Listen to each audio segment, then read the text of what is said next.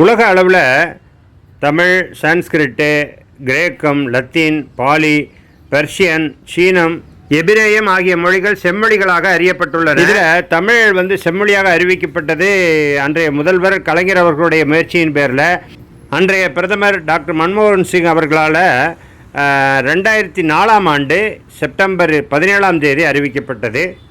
செம்மொழி அப்படிங்கிறது எழுத்து, இலக்கணம், தொன்மை மற்றும் முக்கியமாக சொற்களுடைய அடிப்படை அமைப்பில் மாற்றங்கள் இல்லாமல் நிலைத்திருக்கக்கூடிய ஒரு மொழியை குறிக்கிறது.